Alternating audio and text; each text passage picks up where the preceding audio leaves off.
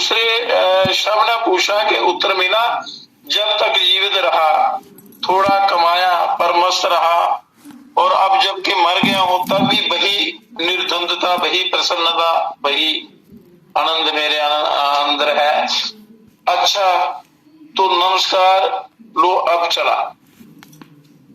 तो ये कहकर पहला शव चिता की ओर चल पड़ा और दूसरा शव अपने हिसाब किताब की बातों में उलझ गया। तो कहने का तात्पर्य ये है कि मनुष्य को तो जितना हो सके अपना कल्याण का रास्ता जो है जाने पर फिर जैसा किया होगा उसके अनुसार आपको भोगना पड़ेगा। तो आत्म तत्व को जानने का प्रयास करना चाहिए, विद्या का संग्रह करना चाहिए। विद्या व्यक्ति को विनम्र बनाती है, और जिसके अंदर विद्या नहीं है, डिग्रियां चाहे कितनी मर्जी की हो, विनम्रता नहीं है तो उसका जीवन बेकार है। विद्या व्यक्ति को विनम्र बनाती है, उसके अंतरंग के स्तर को ऊंचा उठाती है, उसका अंतःकरण बहुत महान पवित्र बन जाता है। शिक्षा तो कहीं भी मिल सकती है, पर विद्या के सूत्र कहीं कहीं ही मिलते हैं, वो सत्संग में ही मिलते हैं, गुरुओं के द्वारा ही मिलते हैं। किंतु जब भी ऐसा अवसर आता है व्यक्ति का कायाकल्प हो जाता है। तो उपनिषदों में भी आया, उपनिषदों में बड़ा ब्रह्म ज्ञान है, वेदों का सार उपनिषदों में है। तो छांदोग्य उपनिषद के छठे प्रपाठक में पिता उद्दालक का उनके पुत्र श्वेतकेतु के साथ हुआ संवाद आता है।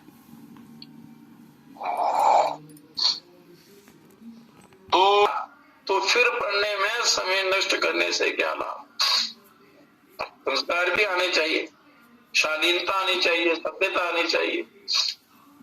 श्वेतकेतु ने कहा, यदि मेरे गुरु ऐसा रहस्य जानते तो वह शिक्षक क्यों बने रहते, ऋषि और दृष्टा क्यों ना बन जाते। तो उद्दालक ने एक गुल्लर का फल मंगवाया और उसके भीतर नन्हे नन्हे बीज दिखाए और कहा कि यही लघु कण होते हैं और विशाल वृक्ष की सत्ता के मूल कारण है छोटे छोटे कण जो है। तो जो आत्म ज्ञान प्राप्त कर लेते हैं वही इस बट वृक्ष की तरह सुविकसित होता है। तो तुम उसी तत्व को जान, उसी आत्म तत्व को जान, आत्म सत्ता को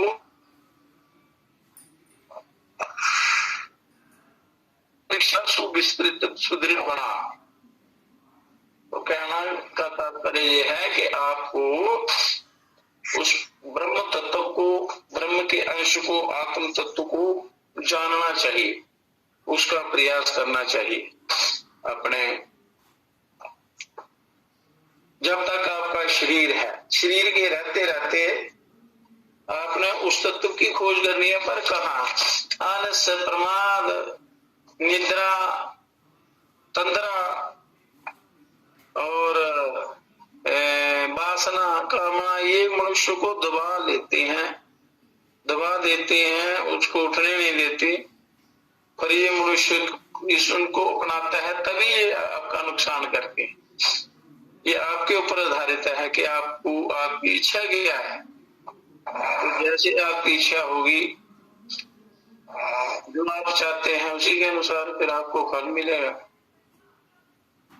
तो इसलिए परमात्मा ने आपको लक्ष्य भी बता दिया है कि आपका लक्ष्य क्या है और आपको क्या करना चाहिए। फिर भी मनुष्य नहीं करता है, क्योंकि आलस्य, प्रमाद, तंत्रा, निद्रा और विषयों के सुख की अभिलाषा, विषयानंद, उससे शरीर का बल जो है क्षीण होता है और निर्बल को ईश्वर की प्राप्ति कैसे होगी।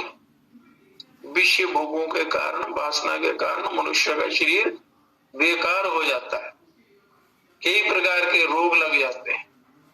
ये साधना कैसे होगी, कल्याण कैसे होगा? जिन विषयों का चिंतन आप बड़ी गहराई से करते हैं, बड़े लगाव से, बड़े राग पूर्वक करते हैं, उनसे प्रेम,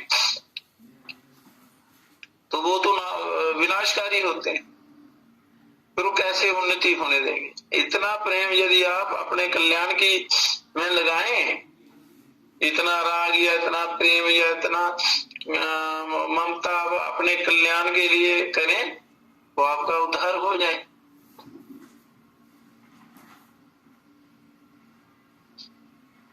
तो इसलिए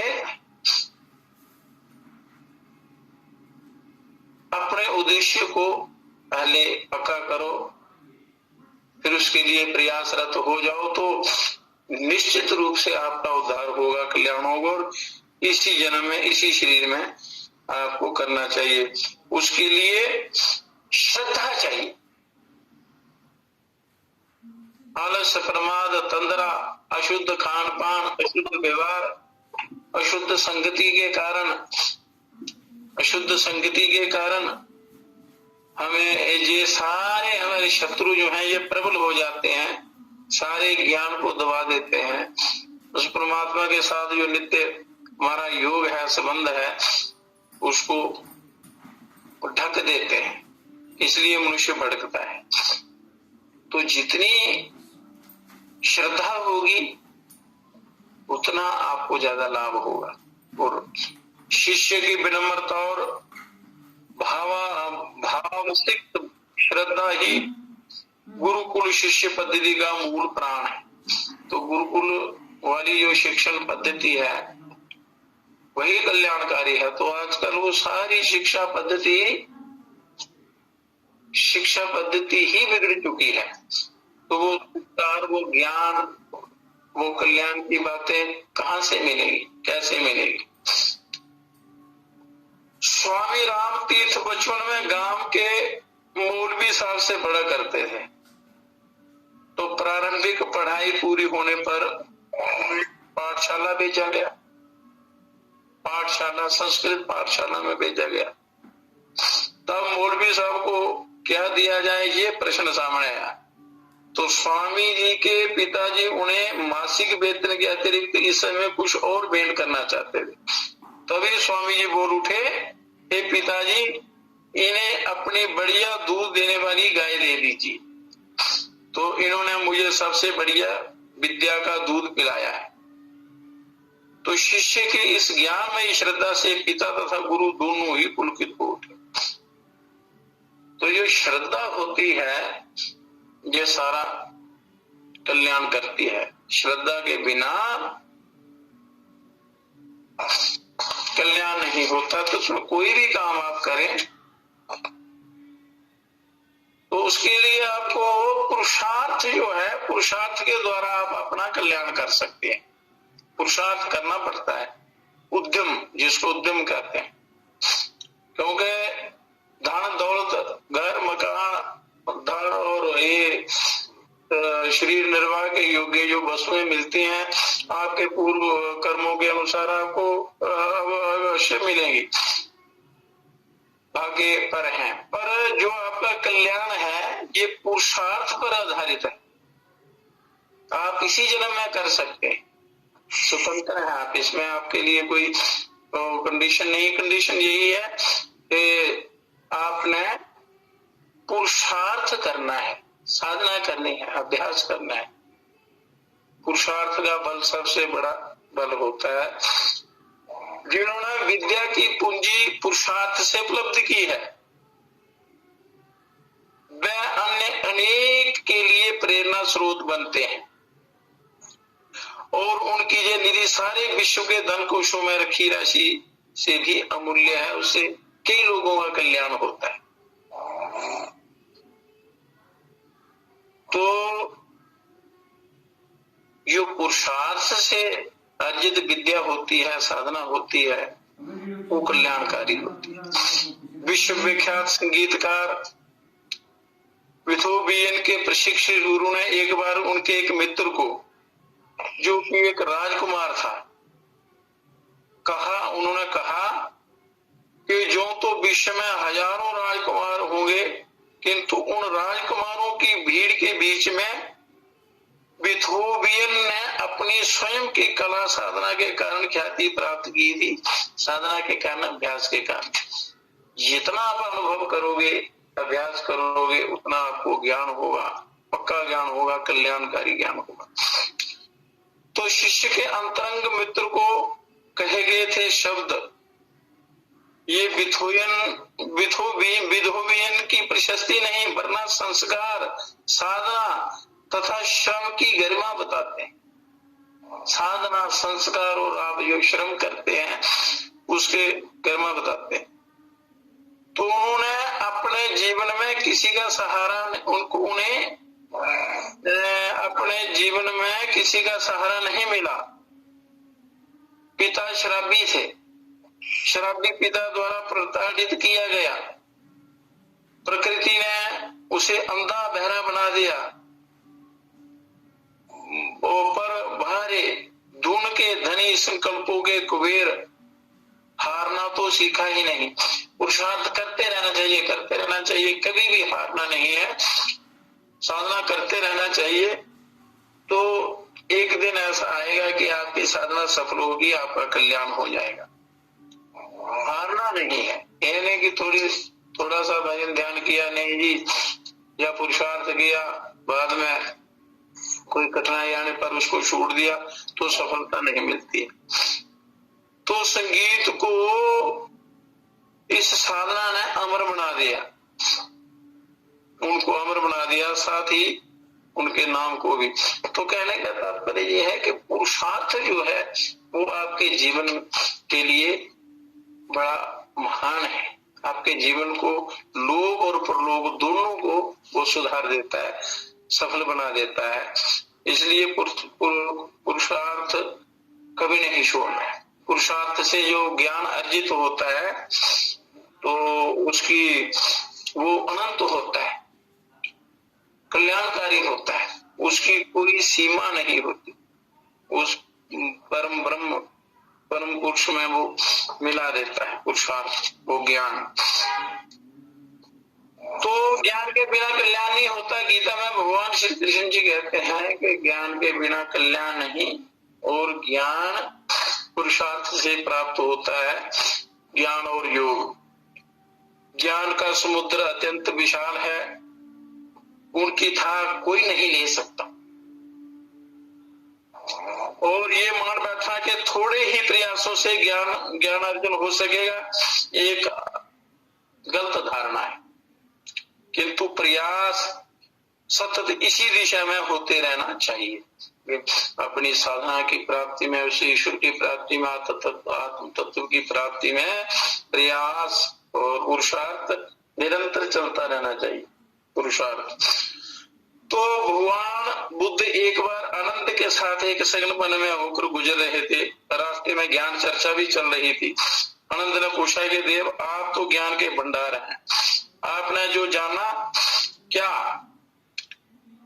आपने उसे हमें बता दिया? तो बुद्ध ने उलटकर पूछा कि वो ज्ञान जो है वो अनंत है, अनंत है, असीम है, इसका कोई पार परला नहीं है। और उन्होंने पूछा कि इस जंगल में भूमि पर कितने सूखे पत्ते पड़े होंगे, फिर हम जिस वृक्ष के नीचे खड़े हैं उस पर कितने सूखे पत्ते होंगे, इसके बाद अपने पैरों के तले जो पड़े हैं वो कितने हैं? आनंद इन प्रश्नों का उत्तर देने की स्थिति में नहीं था। तो मोड़ तोड़ते हुए उसने स्वयं ही कहा, बुद्ध जी ने, कि ज्ञान का विस्तार इतना है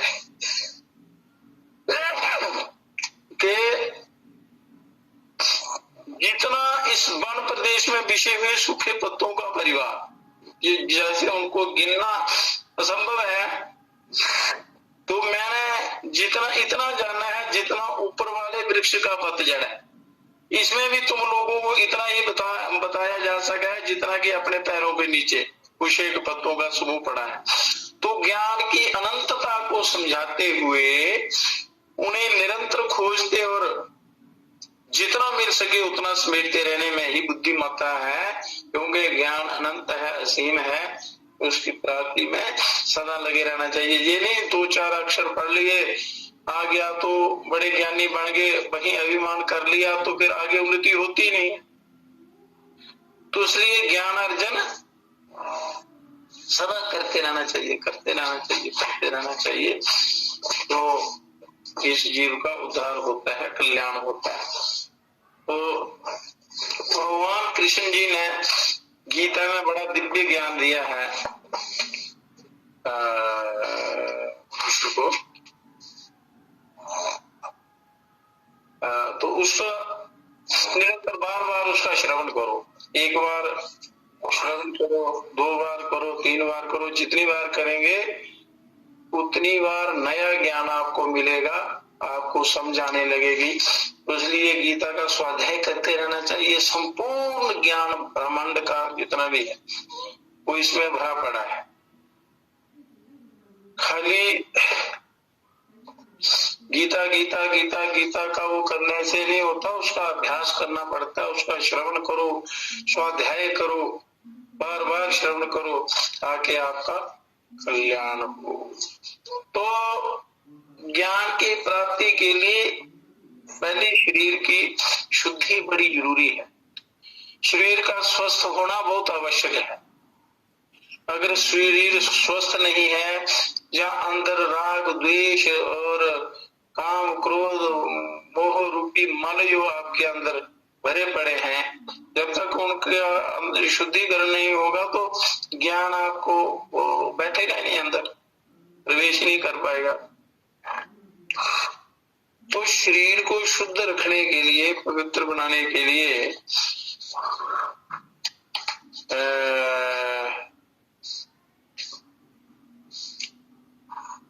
क्योंकि मनुष्य के पास समय कम होता है, मतलब जीवन बहुत थोड़ा है, उसमें भी मनुष्य ज्यादा विषय भोगों में मस्त रहता है और शरीर को रोग घेरे रहते हैं अपनी गलतियों के कारण। और फिर भी उसमें भी जीव अभ्यास नहीं करता, साधना नहीं करता। तो शरीर को स्वस्थ रखने के लिए योग शास्त्रों में बड़ी विधियां हैं, युक्तियां हैं। बड़े अनेक प्रकार के प्राणायाम हैं, आसन हैं, मुद्राएं हैं और बंद हैं, कई प्रकार की क्रियाएं हैं।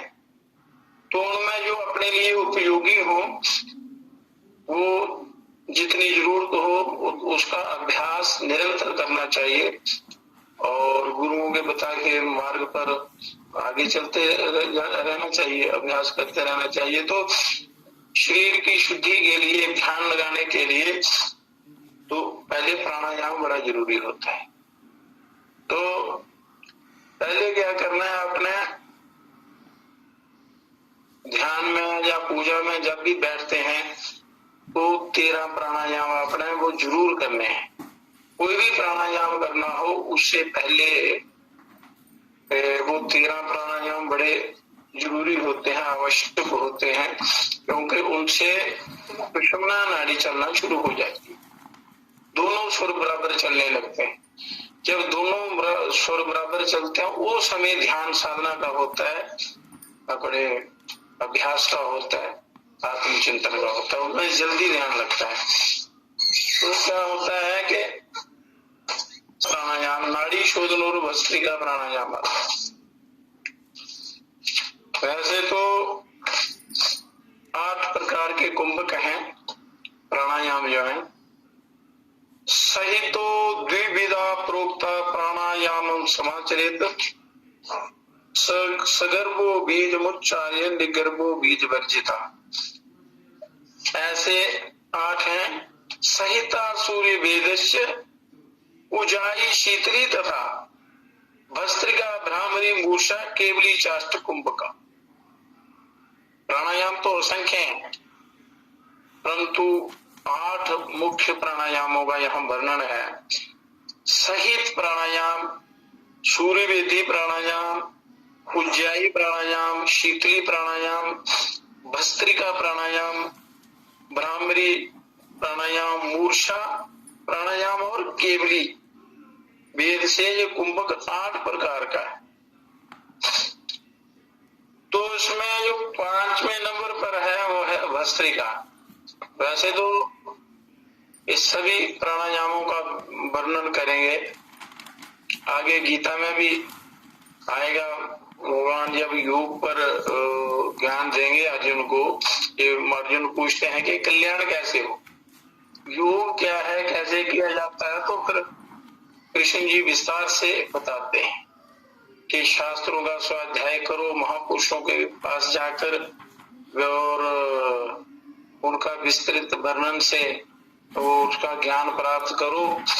तो फिर संक्षेप में उन्होंने संकेत किया है, तो वो क्रम से आपको बताएंगे। तो जो थोड़े बहुत साधना करते हैं तो उनके लिए सबसे पहले क्या करना है, उन्हें प्रतिदिन प्राणायाम क्या करना है,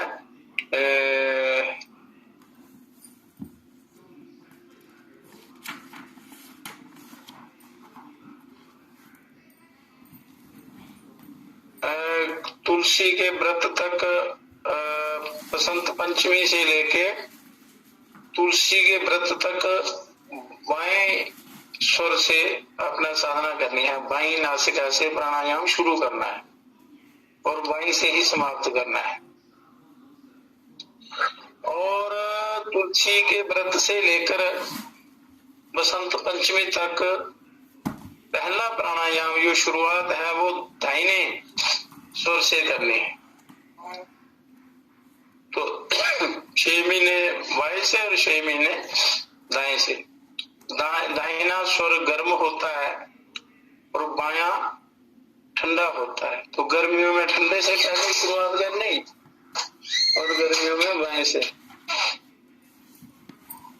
तो आपने जब भी पूजा ध्यान में, जब भी जो भी आप रोज पूजा पाठ करते हैं, भजन ध्यान साधना करते हैं, तो उसमें पहले सीधे बैठकर रीढ़ की हड्डी सीधी रखना और सीधे होकर बैठना। शरीर ज्यादा ढीला भी ना रहे और ज्यादा उसको शरीर को ज्यादा अकड़ा कर भी नहीं रखना और साम्य अवस्था में रखना। और रीढ़ की हड्डी टेढ़ी मेढ़ी ना हो, बिल्कुल सीधी रखे, झुक के नहीं बैठना। और वक्षस्थल को आगे रखना और सबसे पहले श्वास बाहर निकालना। तो अब पूरक करना है अपने, हल्का गहरा लंबा श्वास खींचना मूलाधार तक और दाएं से निकाल देना। ये एक प्राणायाम हुआ। फिर बाएं से श्वास भरना,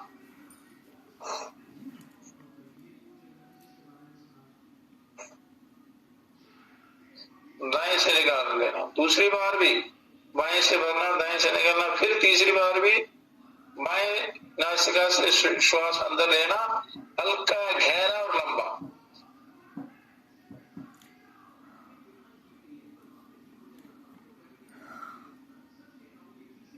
रेचक जितना धीरे धीरे हो सके उतना धीरे धीरे करना।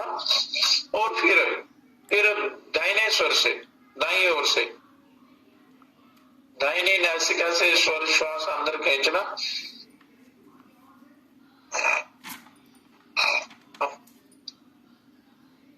बाएं से निकाल देना।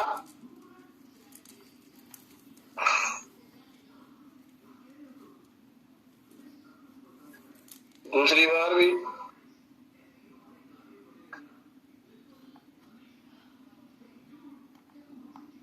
हल्का गहरा लंबा श्वास खींचना।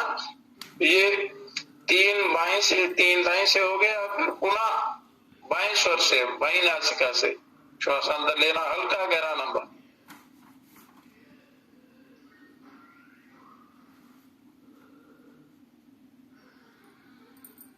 और बिना रोके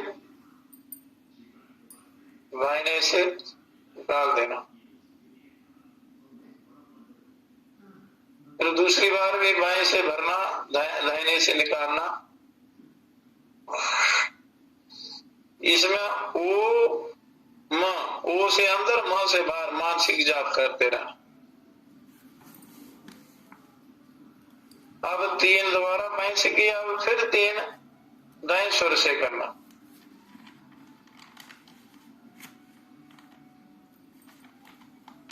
धीरे, हल्का, लंबा, गहरा।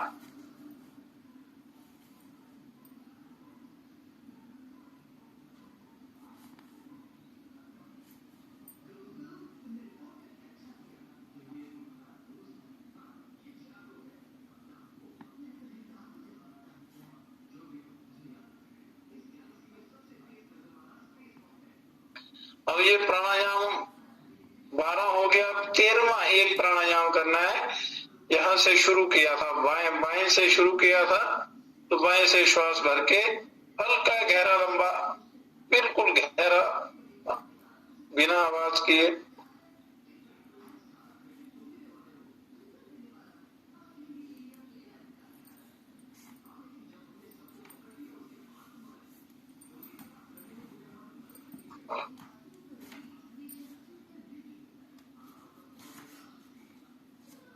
ये हो गए 13 प्राणायाम।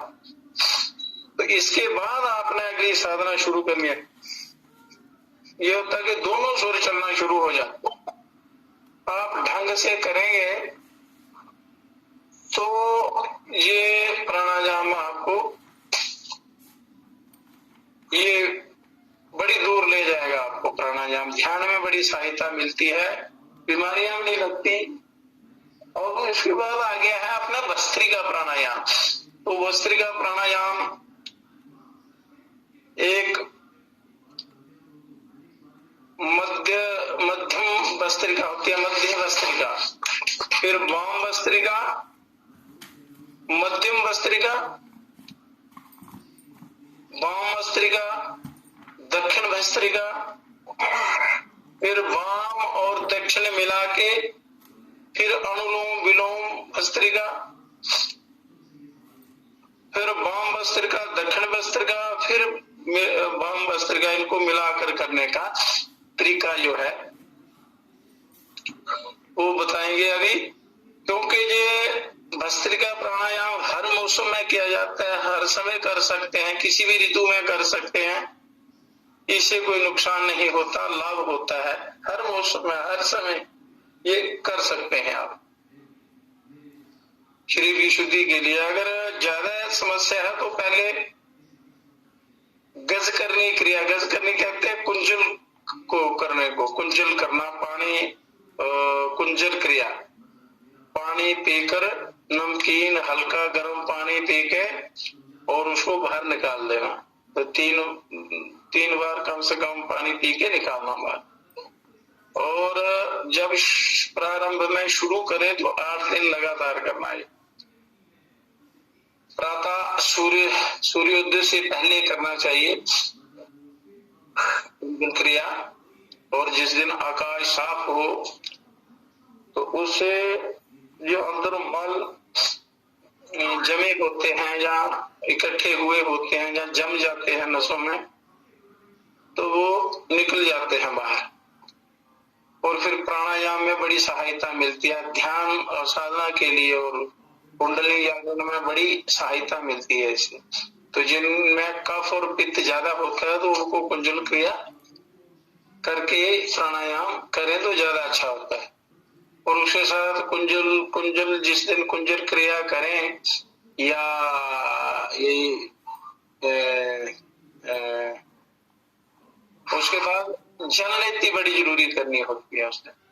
क्योंकि वो कफ शफ ऊपर चढ़ जाता है तो नासिका में जो मल छल होता है तो उससे वो जलनेती से वो साफ हो जाता है। जलनेती के बाद वो थोड़ा प्राणायाम कर लेना ताकि पानी अंदर ना रहे, तो उससे कोई जुकाम इत्यादि होने का थोड़ा डर रहता है। तो प्राणायाम कर लेंगे फिर कोई चिंता नहीं, उससे सारे दूर होते हैं। नेत्र शक्ति बढ़ती है, देखने की शक्ति बढ़ती है, कई प्रकार के दोष दूर होते हैं। तो उसके साथ ही शंख प्रक्षालन भी होता है। शंख प्रक्षालन पानी पी के कुछ आसन होते हैं, वो आसन करने हैं, क्रियाएं 4-5 क्रियाएं करके तो पानी मल द्वार से निकल जाता है बाहर।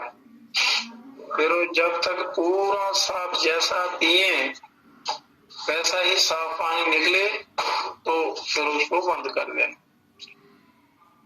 कुंजुल 8 दिन करके 9वें दिन शंख प्रक्षालन करना, जल नीति रोज करनी, तो मतलब 9 दिन। तो उसके बाद हल्की खिचड़ी या कुछ हल्का भोजन, मूंग की दाल की खिचड़ी या दलिया उसमें मिला के गाय का शुद्ध देसी घी, अगर देसी गाय जैसे कोई जर्सी इत्यादि का नहीं, भैंस का भी नहीं, शुद्ध देसी गाय का घी, वो उसमें मिला के आप सेवन करते हैं। अगर घी सेवन नहीं कर सकते हैं तो उसमें थोड़ा आप बादाम रोगन डाल सकते हैं या जैतून का तेल भी इस्तेमाल कर सकते हैं, पर घी ज्यादा ठीक है। तो बड़ी युक्ति से पहले इसको सीखना पड़ता है, ऐसे नहीं करना, ये बिल्कुल सीख के करना है। तो अब भस्त्रिका प्राणायाम का आपको बताते हैं, ये कई प्रकार से किया जाता है। अब मध्यम भस्त्रिका है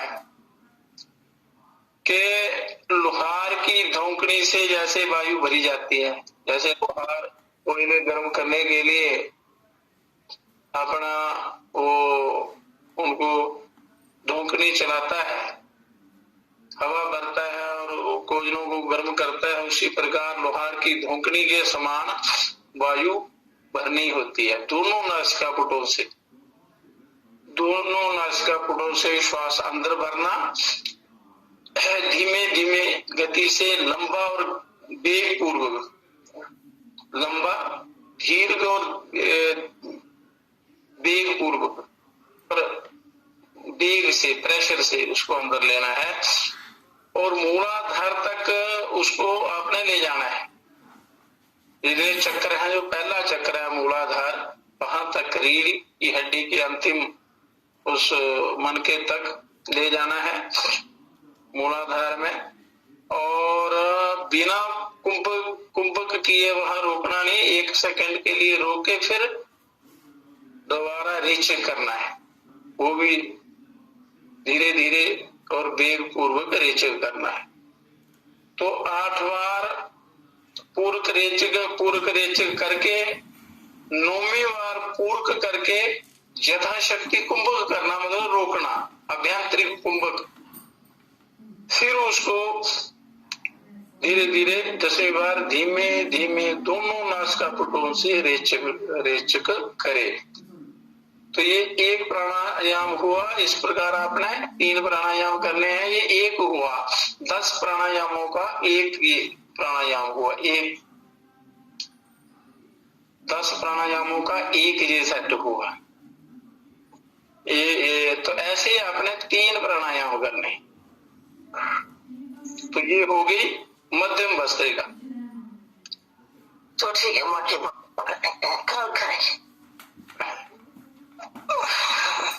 खाली पेट करना है, वेग पूर्वक खींचना है दोनों नासिकाओं से, धीमे धीमे लंबा गहराई से और प्रेशर से वेग पूर्वक इसको जोर लगा के आवाज करते हैं। जब श्वास बाहर निकालना है तो उड्यान और मूलबंध लगाए रखना, लगाते जाना, तो उससे बड़ा लाभ होता है। इस प्रकार ये 3 प्राणायाम करने। फिर जैसे जैसे आपका अभ्यास बढ़े तो आप प्राणायामों की संख्या बढ़ा सकते हैं। जैसे 10 प्राणायाम का एक हुआ और 3 प्राणायाम का एक सेट हुआ, ऐसे 3 सेट 5 सेट धीरे धीरे बढ़ाने हैं। 1 हफ्ता ये एक ही सेट करना है, फिर दूसरे हफ्ते में 3 वो बढ़ा देने हैं, फिर 7 ऐसे 11 14 फिर 16 18 20 ऐसे 20-25 तक आप कर सकते हैं। तो ये जो आसानी से ये कर सकता है तो मध्यम भस्त्रिका करे, इससे भी बड़ा लाभ होता है। फिर अब वाम भस्त्रिका, ये आ गई मध्यम भस्त्रिका। अब वाम भस्त्रिका है। भस्त्रिका दक्षिण नासापुट को बंद करके, दक्षिणी नासिका को बंद करके और बाएं से श्वास भरना। पहले बाहर निकाल लेना, उसके बाद श्वास पूर्वक करना, मतलब श्वास अंदर ले जाना, हल्का गहरा लंबा और वेग पूर्वक ले जाना।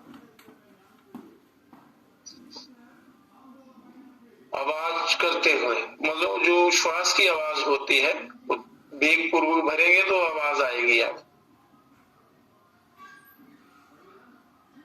यथाशक्ति मतलब उसको करके और बाएं से ही लेना, बाएं से ही छोड़ देना। बाएं से लेना, छोड़ना 8 बार और 9वीं बार पूर्वक करना, फिर यथाशक्ति कुंभ करना और 10वीं बार निकाल देना बाहर उसी नासिका से। ये हो गया एक प्राणायाम। फिर दक्षिण से करें आप, दक्षिण भस्त्रिका। फिर दाएं स्वर से करना, श्वास हल्का गहरा लंबा मूलाधार तक ले जाना, फिर धीरे धीरे और नीचे करना, लेना छोड़ना।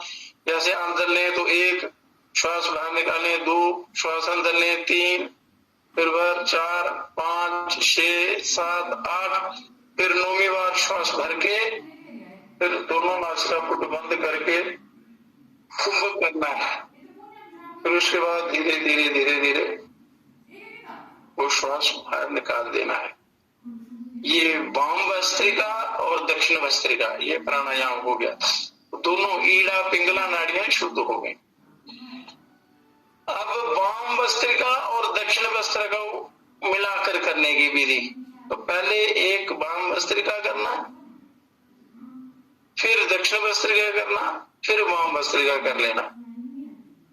पहले वाम भस्त्रिका का एक प्राणायाम करे, फिर दक्षिण भस्त्रिका का एक प्राणायाम करना चाहिए, फिर उसके बाद वाम भस्त्रिका का प्राणायाम करे। इस प्रकार ये 3 प्राणायामों में 2 बार वाम भस्त्रिका हो जाएगी, 1 बार दक्षिण भस्त्रिका हो जाएगी, बीच में मतलब दक्षिण भस्त्रिका आ जाएगी। ये आ गई वाम भस्त्रिका दक्षिण भस्त्रिका को मिलाकर करने की विधि। तो अब इसकी अगली विधि आती है अनुलोम विलोम भस्त्रिका। अनुलोम विलोम का तो कैसे करनी है, जैसे बाएं से श्वास भरा, बिना रोके दाएं से निकाल देना, फिर दाएं से भरना, बाएं से निकाल देना। जैसे बाएं से भरा तो 1 और दाहिने से निकाला 2, फिर दाहिने से भरा 3, बाएं से निकाला 4, फिर बाएं से भरा 5, दाहिने से निकाल दिया 6, फिर 7 8 9वीं बार बाएं से भर के कुंभ करना और धीरे धीरे धीरे धीरे दाहिनी नासिका से उसको बाहर निकाल देना। ये एक प्राणायाम हुआ। तो इस प्रकार 10 प्राणायाम का ये एक पहला प्राणायाम हुआ। अब दक्षिण नासिकापुट से शुरू करना, ये दूसरा प्राणायाम हुआ। अब पहले की तरह तीसरा प्राणायाम भी आपने करना है। तो इस प्रकार ये 3 का एक सेट आपने रोल करना है।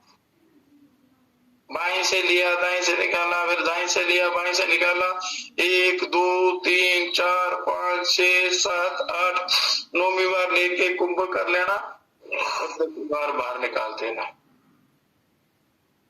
तो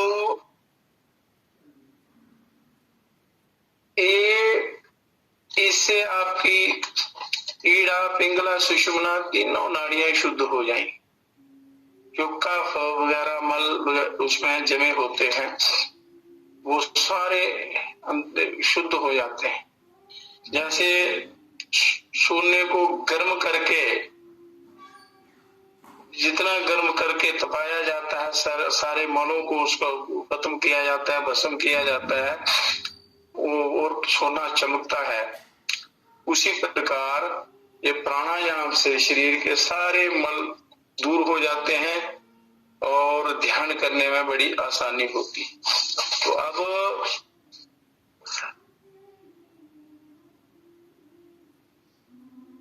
बलहीन को काम पूर्वक करना है और ये थोड़े ठीक है, सशक्त हैं,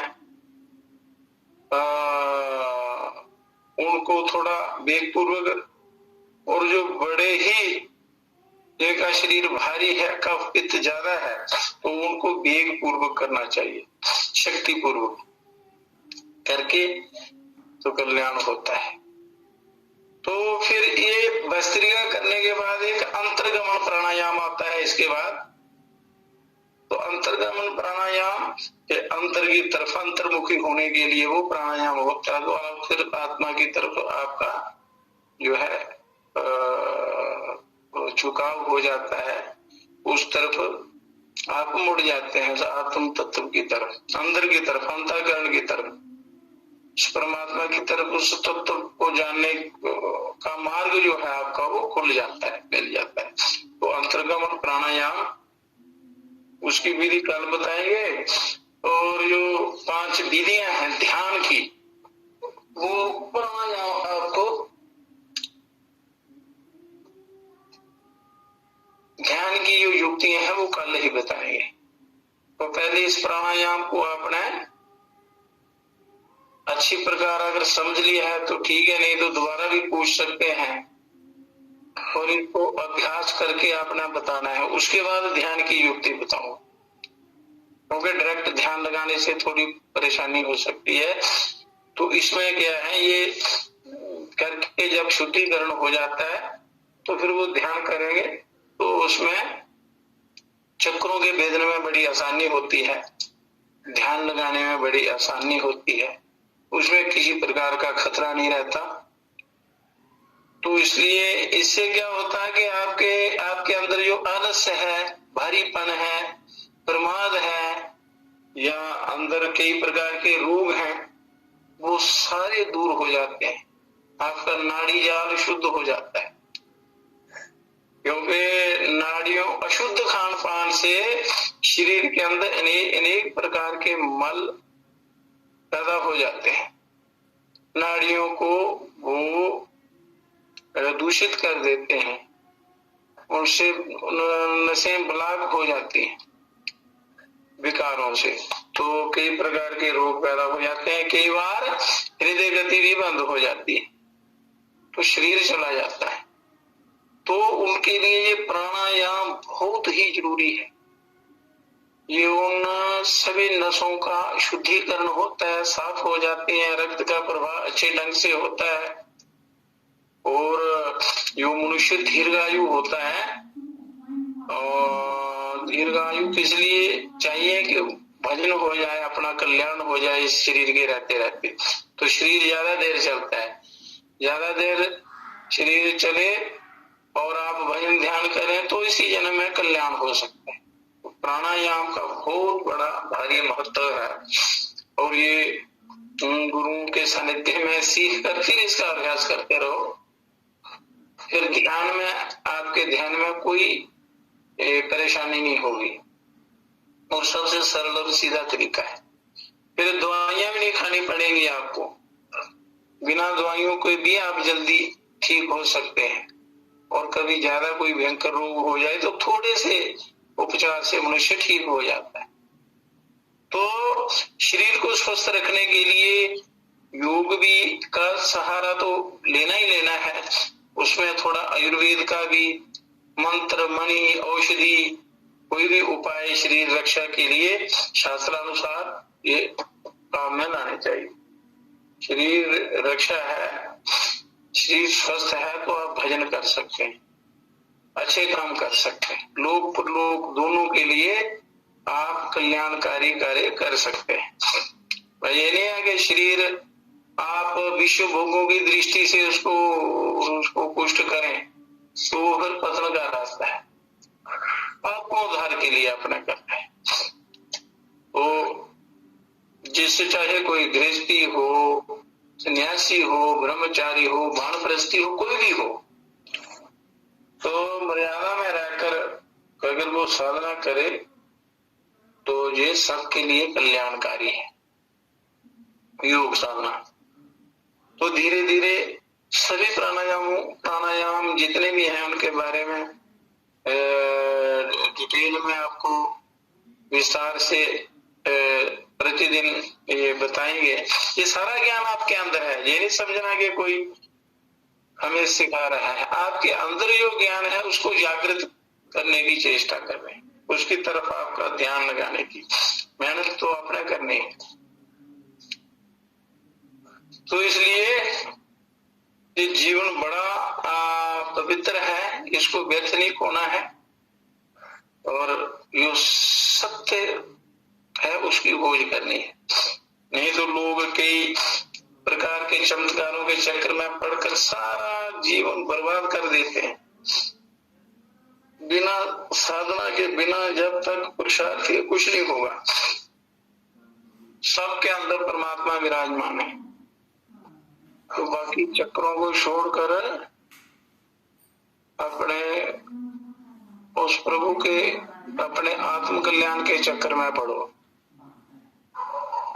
और आप स्वयं ही अपना कल्याण कर सकते हैं। और उसके लिए वो वातावरण, वो संगति, वो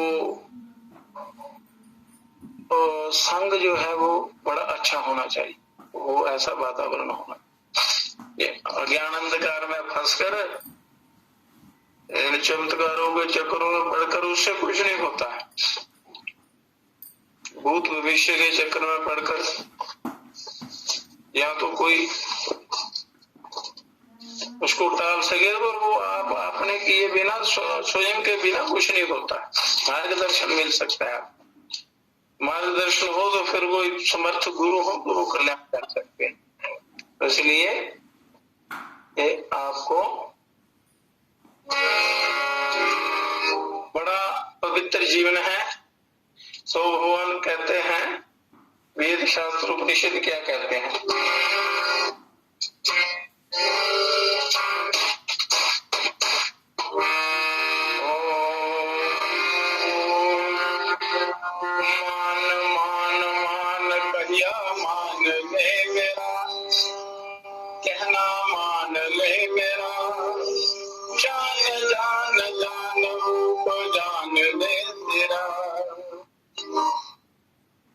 ये जो प्राणायाम आपको बताया है बड़े बड़े काम की चीज है। इसके बाद जो ध्यान की युक्तियां हैं तो उससे भी ज्यादा वो आपका कल्याणकारी वो रास्ता आपको मिल सकता है, मिलता है, सकता नहीं मिलता, निश्चित रूप से मिलता है, पर साधना करनी पड़ती है। कहते हैं, मान मान मान कहिया मान ले मेरा, मान ले मेरा, जान जान जान रूप जान ले तेरा, जाने बिना स्वरूप के मिटे न दुख कभी, मिटे न दुख कभी, मिटे न दुख कभी, मिटे न दुख कभी, जाने बिना स्वरूप के मिटे न दुख कभी। कहते हैं वेद बार बार बात ये सही, कहते हैं वेद बार बार बात ये सभी, सत्संग में मन जोड़ तोड़ होगा घेरा। बार बार वेद शास्त्र पुराण ऋषि मुनि जो बड़े बड़े तत्वज्ञ हुए हैं, ब्रह्म वेदा सारे जिन्होंने ईश्वर का साक्षात्कार किया, वो कहते हैं सत्संग में मन जोड़ तोड़ होगा घेरा, जान जान जान रूप जान ले तेरा। अपने स्वरूप को अपने जानना है कि आप क्या है। जाता है देखने जिसे काशी भी द्वारिका, काशी द्वारिका, काशी द्वारिका, जाता है देखने जिसे तो स्वर का मुकाम है बदन तेरे उसी यार का, मुकाम है बदन तेरे उसी राम का। लेकिन बिना विचार के कि सुने नहीं मेरा, लेकिन बिना विचार के सुने नहीं मेरा। जान जान जान रूप जान ले तेरा, मान मान मान कहा मान ले तेरा, कहा मान ले तेरा। जान जान जान रूप जान ले तेरा। जो नैन का भी नैन, बैन का भी बैन है, बैन का भी बैन है, बैन का भी बैन है, बैन का भी बैन है। जिसके बिना शरीर में न पल चैन है, न पल चैन है, न पल चैन है। पहचान ले वही तेरा स्वरूप है मेरा, पहचान ले वही तेरा स्वरूप है मेरा। जान जान जान रूप जान ले मेरा। कहता है ब्रह्मानंद ब्रह्मानंद पास ही, कहता है ब्रह्मानंद जो ब्रह्मानंद तू सही। बात जे पुराण वेद ग्रंथ में कही, बात जे पुराण वेद ग्रंथ में कही। विचार देख मिटे जन्म मरण मेरा, विचार देख मिटे जन्म मरण मेरा। जान जान जान जान तेरा, जान जान जान तेरा। मान मान मान कहना मान ले मेरा, कहा मान ले मेरा। जान जान जान रूप जान ले मेरा, रूप जान ले मेरा, रूप जान ले तेरा।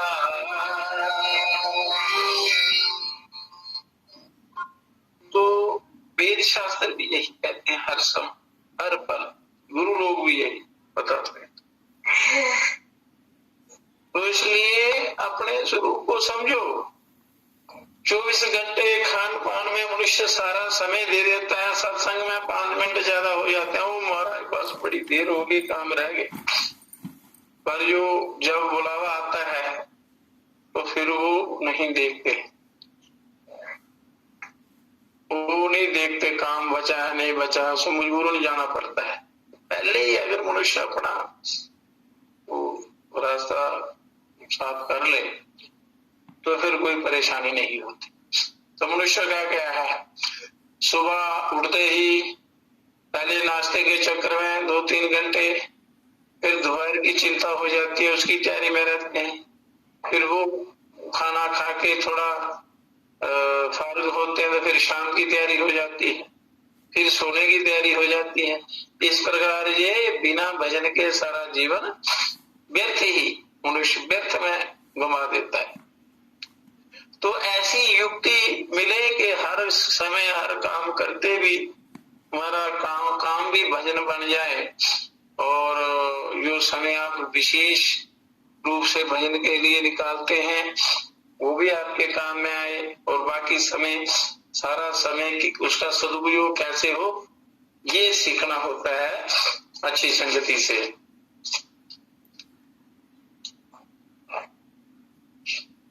तो इसलिए उसका नाम चिंतन करते रहना चाहिए, उसके बिना कल्याण नहीं होता। नाम नाम नाम जपो नाम राम का, काम काम काम तजो काम धाम का। तो ये भजन आपको कल बताएंगे। आज का सत्संग यही समाप्त करते हैं। परम पिता है विश्व पिता, हे राष्ट्र पिता है जगदाधार, हे करुणामय दीन दयालो, पूर्ण गुरु हे अपरंपार, हे महेश अब शीघ्र कृपा कर, हमें दीजिए योग विचार, मानव